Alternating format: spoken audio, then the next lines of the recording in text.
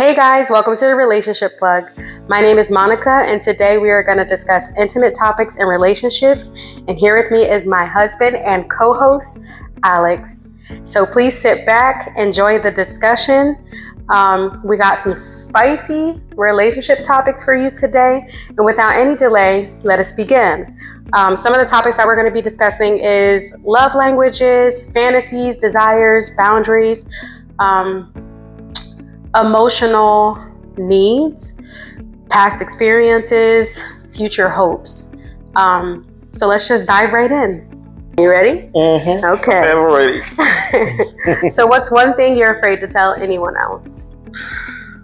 There are a few things, everybody, we all have one or two things we are afraid to tell someone else, but this is relating to our partner, you understand? So,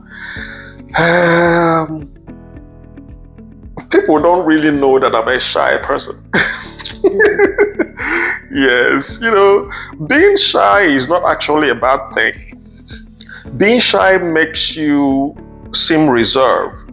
Although it come across sometimes like people see it like you're being snobbish or something like that, but they don't know that you have your own battles you're battling as well by reserving yourself, not being everywhere, not talking too much and all that. So people don't really know that I am a shy person, but the way I carry myself and you won't really know. But is one thing I don't really let people to know about. But I use it as a good aspect of me.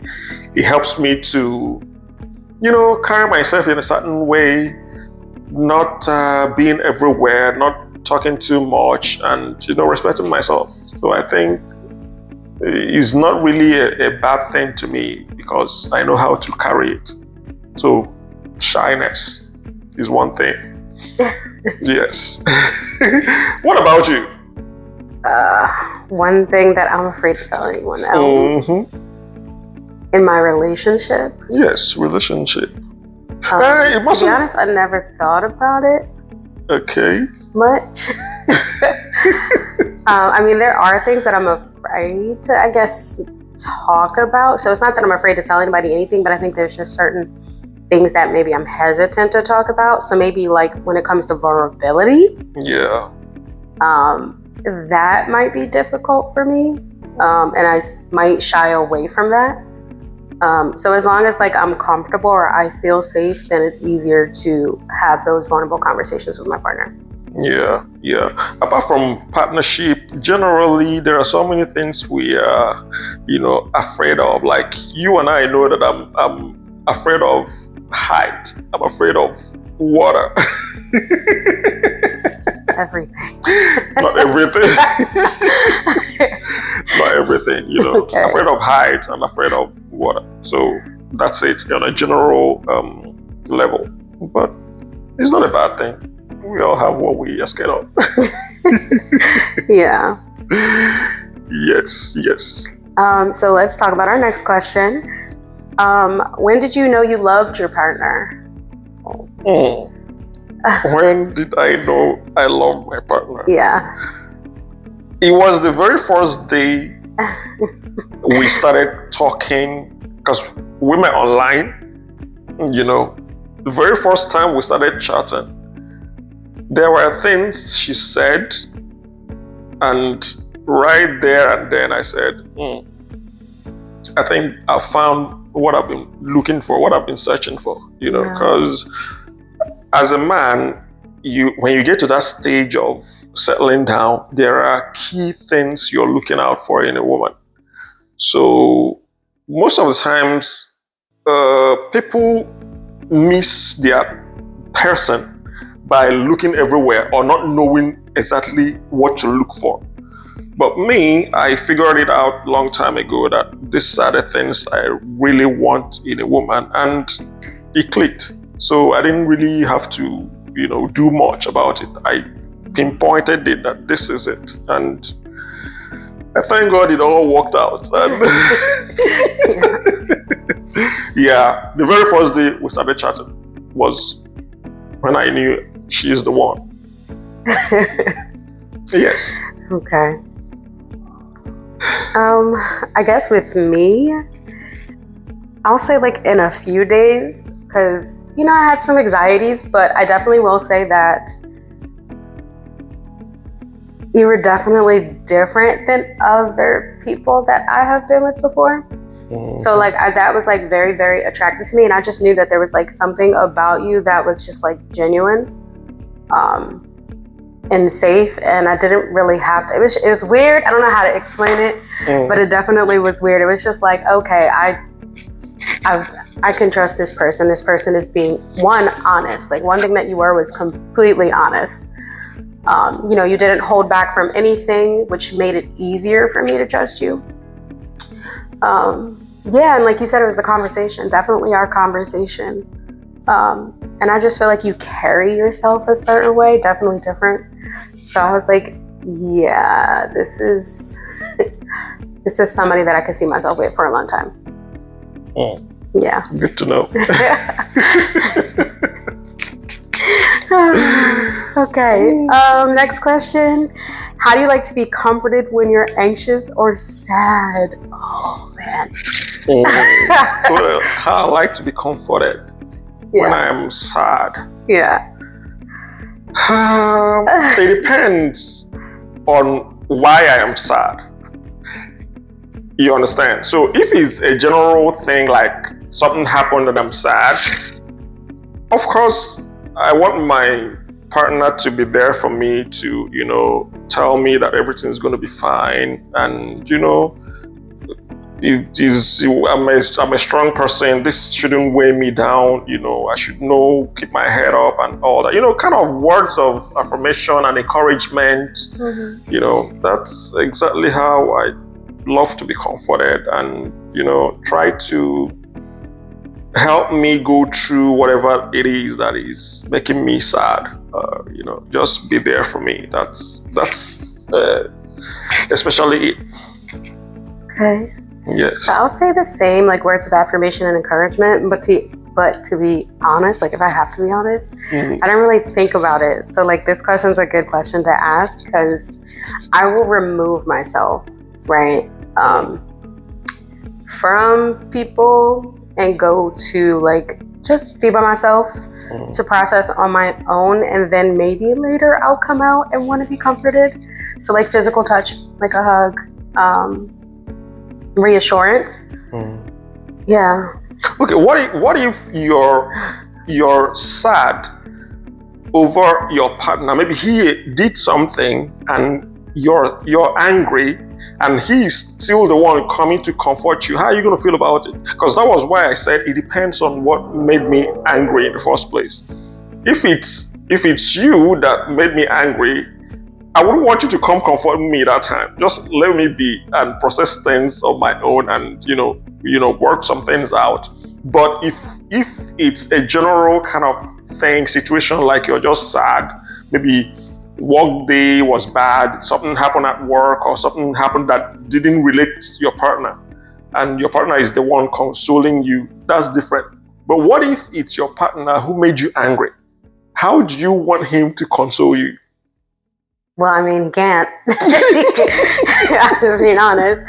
He's the one that upset me, or if he's the one I'm angry at, because I don't want to say made me angry, because sometimes maybe we can be upset, but it may not necessarily be what he did intentionally, but maybe our own processing of that situation. So just space. I wouldn't necessarily want to be near you. Like, I think I would just want space. Yeah. But then I have moments where I'm like, okay, that's too much space. Yeah. Yeah, like I don't like people to be mad or angry at me for long. So it's like I'll give space, but then like I would like to check in and be like, we good? Yeah. To make sure that it's okay to hold his hand now, Yeah. So that's when he's upset with me. Yeah. I'll give him space and then I'll check in, and then I'm like, okay, we good? And try to do little things to be like, okay, all right, let's stop being upset now. Just get over it. Yeah. But I think the way that he does it, if he knows that I'm upset with him, he just has this gentle way of not letting me stay mad at him. Like, I don't know how to explain that. It's like, I know that you're mad at me, but I'm still here. And I find that comforting. And then it really is hard to stay mad at him when he does do that. So I don't know. I like that. But with him, honestly, I feel like he does need space. Yeah. Yeah, if you were the one that made me mad, you gotta give me space a little to, Yeah. process it in my head and, But I don't take too long though, do I? I don't think so. I don't really know. I've not really been angry. You've never seen me angry. I get upset, but not like... I've not really been angry. Like, I feel like we don't really argue. Yeah. So when I say argue, I mean like we have disagreements, but I feel like we don't really like argue or get to the point where we're like being rude or like ignorant to one another. I feel like that's not necessary. Yeah. But no, like I know when he's upset, and per my history, I'll say trauma history, like I don't like to, like I'll shy away and I'll give him space. And so I feel like it's okay. Yeah. But that's not because of him, like that's just because of me. Yeah. Yeah. These are two different individuals that came together. So we have our own personal life, the way we deal with things, the way we work out things in our own ways, so it's understandable. So far, so good. We've not had the argument that we're not going to talk with each other. Like, I'm so mad, we're not going to talk, just leave me alone. And nah, it hasn't gotten to that. So, and we pray it doesn't get to that. Yeah. Yep. Oh, good. Okay, so next question. That was good. What's your definition of emotional intimacy, and do you feel you've achieved it together? Yeah, think about that one. Yeah. What is your definition of emotional intimacy, and do you feel you've achieved it together? Yes. Emotional intimacy, it comes with understanding. It comes with knowing what your partner wants and what you want.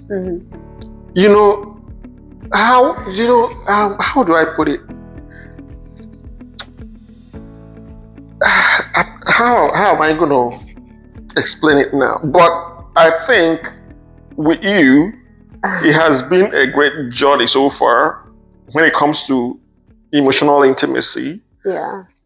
We have a way of working things out. We have a way of solving our problem without a third party hearing about it. Yes, we are emotionally mature. Yeah. We do things in a way that encourages us. Like, we encourage each other, we encourage ourselves, we understand each other, we try to be there for each other. I always tell you, when I look out for you, you look out for me, both of us are good. You understand? I don't need to look out for myself because I know you're looking out for me. You don't need to look out for yourself because you know I'm looking out for you. So, like, which day do we talk about that? Like, it's all about the right hand washing the left hand and the left hand washing the right hand. Both of them becomes clean instead of just one hand washing itself. It won't really be clean. So far, so good. I think I am good emotionally. The intimacy and everything has been great. I can't ask for any other, it's been great. Yes. So when I think of emotional intimacy, I like emotional support. Emotional support is so important. I feel like there's a lot of relationships that lack that emotional support, and it can start to like weigh down the relationship or to like be heavy on the relationship. I feel like with us, we're very emotionally supportive of one another and aware. So like I'm aware of like how he expresses feelings. I'm in tune with his body language, his facial expressions. Like if he's upset, I'm aware. If I'm upset, he's aware. We're constantly, I feel like, checking in and making sure that we're good. And if there is an issue, because sometimes we may not always say that there's something that's bothering us up front. And then two, I think we do tend to like think like, is this something that I need to bring up? Is this something that needs to be discussed? Or is this something like, is this a me issue that I just need to work through on my own? But I feel like most of the time we're able to talk things out and understand each other. And most of the time it goes to like, I know that wasn't your intention. And then we'll apologize to one another. So that's both of us. Whatever the situation is, we'll take accountability, we'll apologize. And then we know that one, our intention is never to hurt each other. It's to never like make either person feel small. But just to make sure that we both feel loved, understood, respected, honored in our relationship. And that's important. Like the vow that we took is so important to us. And then making sure that we're honoring each other like the way it's mentioned in the Bible. Yeah. So that's definitely most important to me for sure. Like I never want to disrespect him or make him feel like he's not loved or he's not appreciated. So yeah, I feel like with emotional intimacy, we are definitely achieving that together. And I pray that we continue to stay on that journey because, it's not always easy. I definitely feel like dealing with human emotions isn't always easy. So what he said earlier was emotional maturity. Definitely have to have that emotional maturity. You definitely have to be in tune with yourself, how you express emotions, how you receive information, right? So if you're a person who can be defensive, it's good to express to your partner, hey, I might get defensive when you say that, but please understand I'm able to process and come back later and talk about it. So like stuff like that is very important to talk about with your partner. Yeah. Exactly. What's a fear or insecurity you never shared with? Oh God, these questions. Never shared with anyone. Guys, these questions they make you think and open up insecurity. That emotional intimacy. Yeah. What's a fear or insecurity you never shared with anyone? I can't. Insecurity. Am I insecure of anything?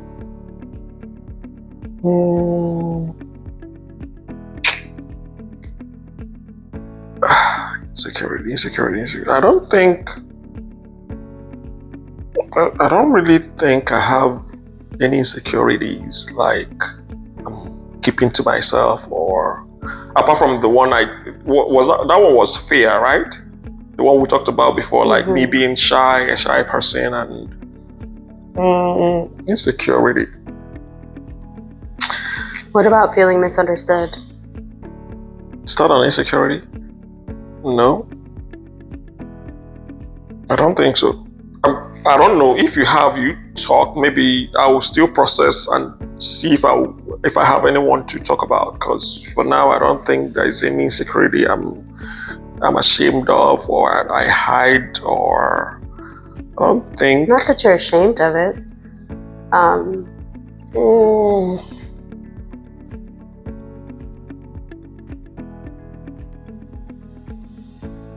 I think you still. So do you feel like you're like a secure person in who you are?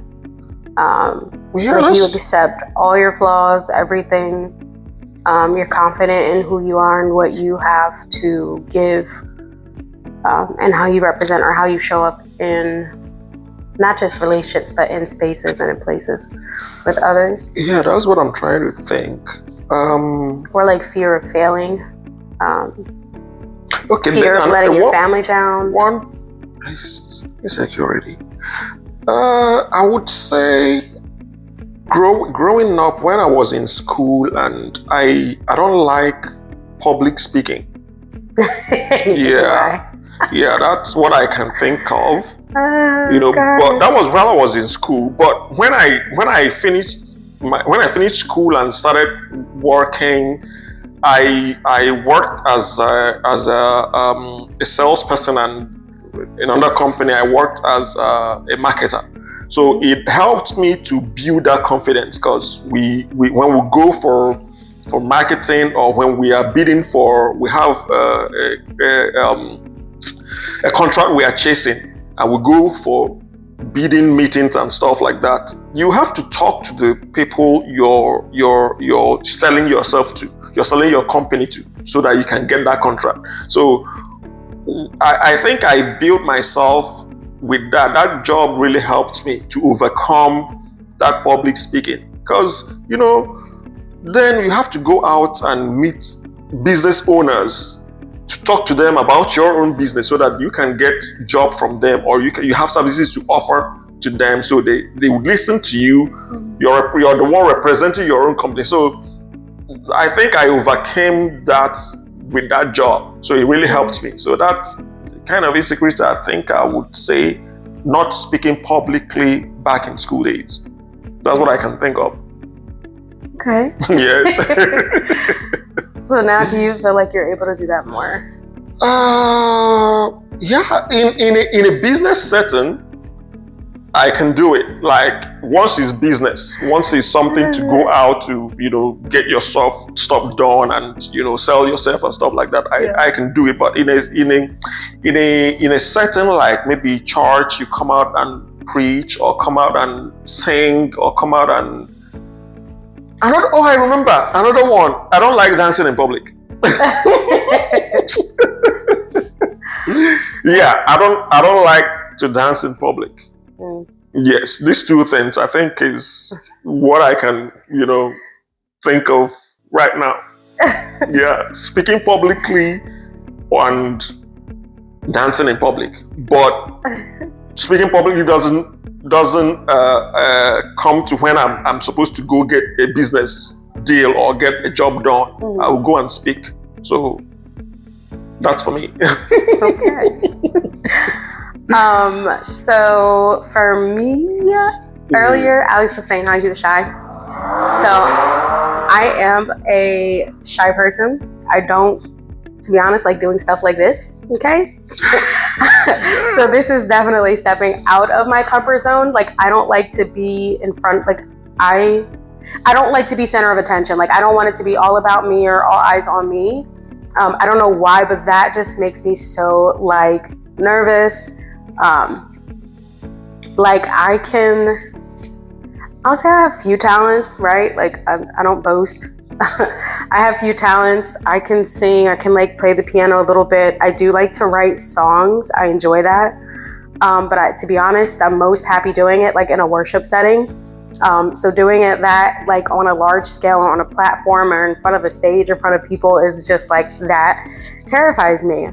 And I think too, because I tend to minimize the talent that I have as well by like, so I guess I'll say I'm insecure because I'm like, oh, I don't play like that, or I don't play this good, I don't sing that good. So I might look at it as I don't belong on that type, like I'm here with this platform, but that type of platform, yeah, that's not for me, okay?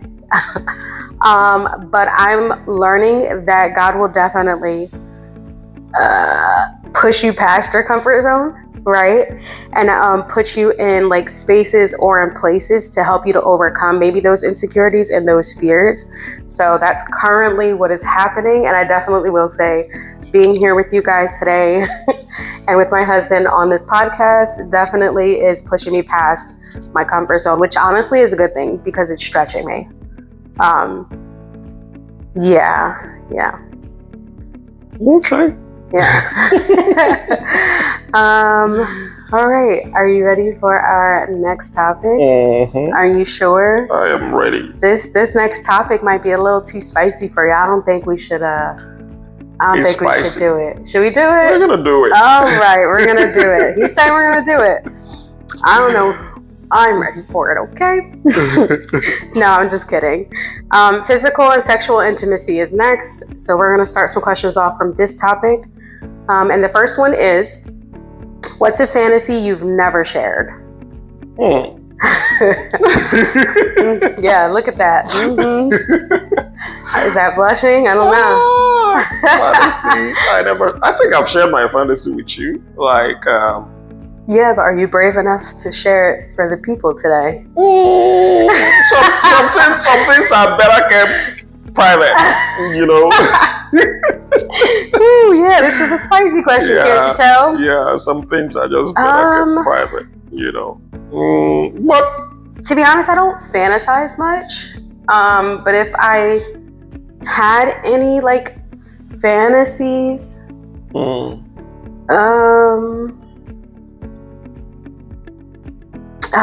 he's afraid to go there. No, I'm just kidding. I'm gonna go there, but not go there. We're gonna try. So bear with us. Some things are better kept private. God help me. So I do find myself being a sexual person. So if I had any fantasies, it definitely would be related to that. But yeah, no. So like I honor myself and I honor my husband. So if it's a fantasy, it's a fantasy, and it's just that, and that's where it's gonna stay. Yeah. But yeah, that's it. Like it definitely would be like sexually related, maybe something like with my husband. Yeah. But it would just be that, just a fantasy. The fantasy, like some of them is something we do, you know, together. We explore things together. Yeah, you know. yeah. For us, it's not a thing we are hiding for each other. We know about the things we want to do sexually, and you know, have fun. Like, trust me, we have fun. You know, it spices up relationship. You know, keeps the flame burning. So I think you guys, if you're married, if you have a partner, you gotta, you know, spice things up. It really helps. It helps you to bond, try new things. Yeah. You know. For sure. Yeah, it's very, very important. And I think it's okay to fantasize together. Exactly. As long as you're not violating any boundaries. Yeah. Honoring God, like it's definitely okay to like fantasize together and try new things together, because at the end of the day, that's your partner. Yeah. So I definitely encourage y'all to try that. Exactly. And you know, it keeps the relationship interesting. Yes. You know, and keeps it going. Exactly. For sure. Exactly. Spice things up, guys. Like, you know, try new things you've never tried before. With your partner. I'm not saying, you know, with your partner. You gotta be with your partner. So do what you gotta do to, you know, keep the ball rolling. And if anyone has any questions as it pertains to that, please feel free to message us privately, and we will definitely talk privately, as we don't ever want to like, you know, embarrass anybody or throw anybody out there. We're definitely, you know, respectable peoples, and we respect other people's privacy, right? So if you have any questions for us, feel free to reach out privately, and you know, we can discuss that. Okay. Yeah. All right. Next question. Okay. What kind of touch do you find most arousing? Let me tell you one I know that every guy loves. You know, like when you're being intimate with your partner, there is some places guys want you to touch them. You know, like where they will feel it more, that will arouse them and things like that. So we all know, most guys know this particular word, you know, when your partner touches your nipple, you know, licks it in a type of way, sucks it in a type of way, caresses it in a type of way. And, you know, there are so many other places where you would want your partner to touch you. You know, I'm talking about the guys now. I'm talking for the guys now. So she will talk about the girls. I know part of the girls too, you know, where they would like to be touched, you know, how they like to be touched. I'm like, did y'all hear it? Yes. Oh my goodness. You gotta know how to treat your woman, know how to make her feel good. For me, if you don't really know how to treat me, I will tell you, I communicate. Communication is very important when it comes to intimacy. So if your partner is not doing it correctly, you tell him or tell her, you know, try to do this, I like it this way, keep this tempo, I like it that way. And don't do that. Like, don't do that one anymore. We don't like that exactly, one. exactly. So it's really important to be intimate with your partner. Very, very important. So kissing, touching, make your partner feel wanted, like she does it. She knows how to do it, So I'm a lucky guy. Guys, it's your loss if you don't have a partner like her, because she does it in a great way, So foreplay, I love foreplay. So I feel like, playing with the nipple, that's like part of foreplay. So foreplay, I find the most arousing, I think, just because it leads into the big thing, you know what I mean? Mm-hmm. And it just gives time for you guys to be intimate with one another. And I love that part. Like, I don't like to rush into it. Like, I definitely like to take time. And I think that foreplay definitely allows for opportunity like that.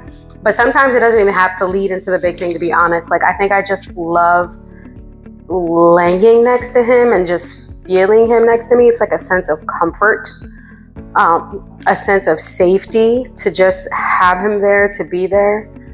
And it just feels nice, right? So even if it's not arousing me or leads into that, like, it's just something about that closeness that I really do enjoy having.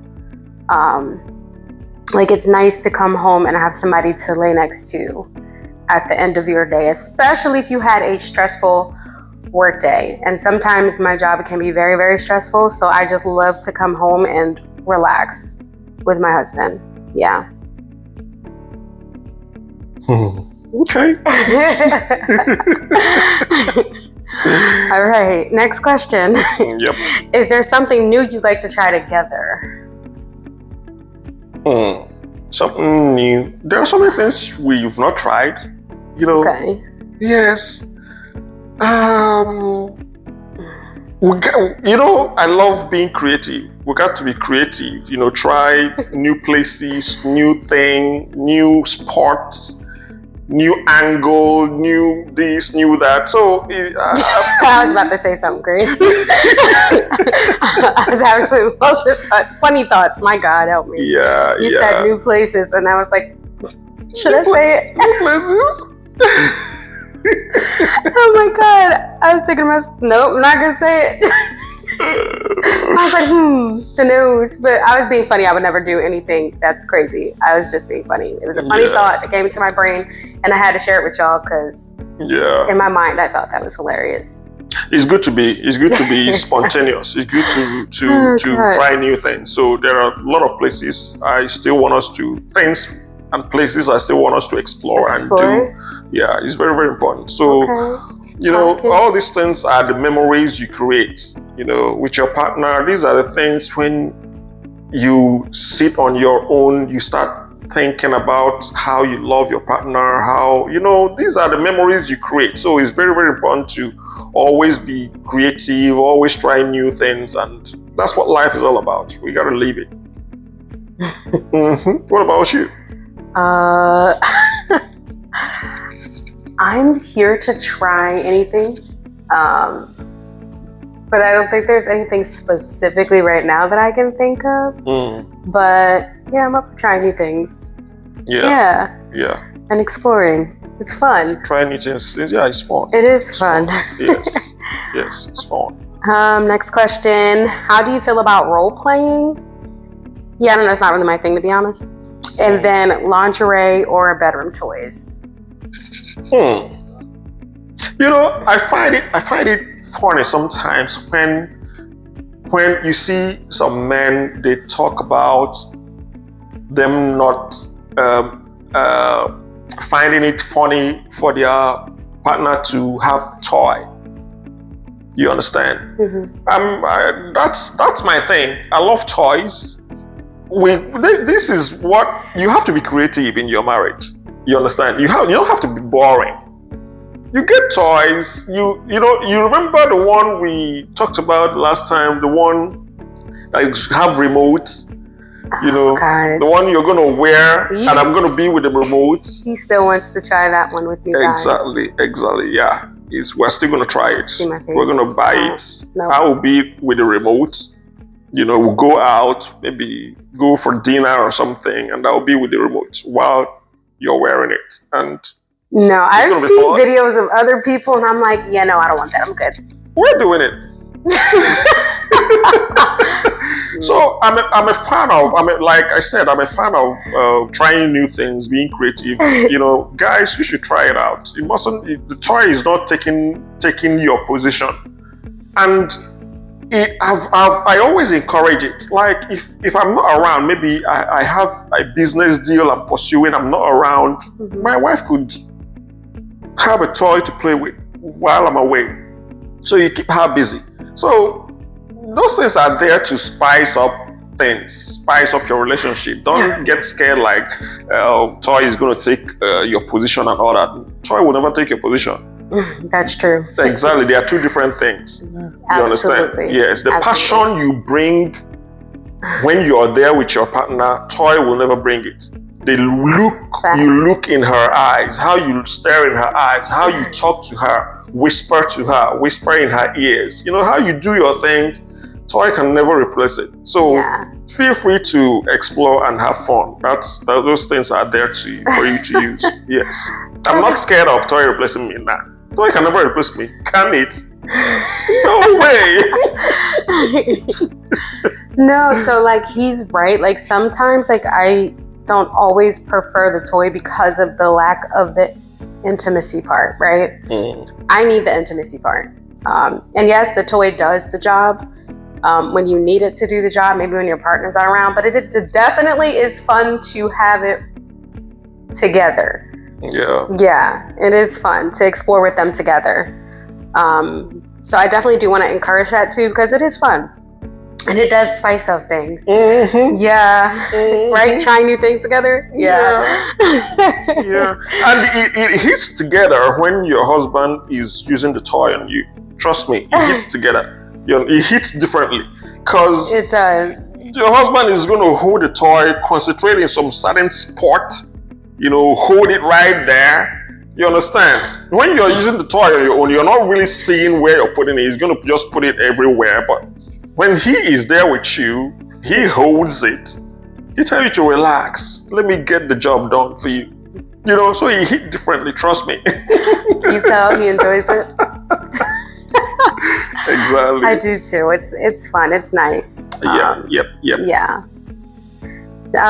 Okay. The other two ones was like lingerie and role play. Like, how do you feel about that? Honestly, lingerie is nice to wear. You do feel good in it, but it's like it's gonna come off. So I just like is something that ushers you into the thing. Yeah. I guess it's a part of the foreplay if you want to do that. Yes, it's part of it. But I think my brain is just like it's gonna come off. It's not, the lingerie is not for you, it's for the man. So you're gonna wear it and it turns me on. It's it puts me in the mood. You get a new lingerie that comes with a new vibe. You understand? I'm gonna put some lingerie on him. Mm-hmm. Put you in like a Speedo or something.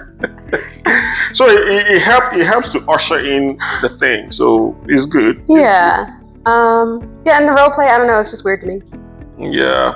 Have you ever tried it? Not really. Yeah, I've never. I don't know. Maybe we'll everything. We're gonna put everything on the table, so we're gonna try it too. You wanna try? Mm-hmm. Okay. All right, that should be interesting. You're gonna write up a whole. No, I'm kidding. I just had an idea. Okay, we'll try it. Yep. And this one says, which foreplay or affection act do you enjoy the most? That's our last question, but we pretty much answered that when we talked about what kind of touch do you find most arousing. So we're not even going to go into that one because we pretty much touched it already. Yep. We're going to go into the next topic. Thank God, because that last one I feel like had me blushing. cheesing, giggling. I'm like, Yeah. oh God, not too much revealing of our deep, darkest secrets. Yeah, but you're helping people to heal their own. That's why we're here to encourage people to explore, to spice up their relationship, to find what works for them, to, we're here to help. So from our own experience, you can learn and, add to yours and spice up things. So it's very important. Yeah. That's going to be the end of part 1. We're going to bring you part 2 and finish up our questions. So please join us next time on episode 2 so we can finish up our discussion. And I hope to see you guys there. And don't forget to like and subscribe and share if you liked what you heard today and if you can relate to it. Okay? So I'll see you on next week's episode.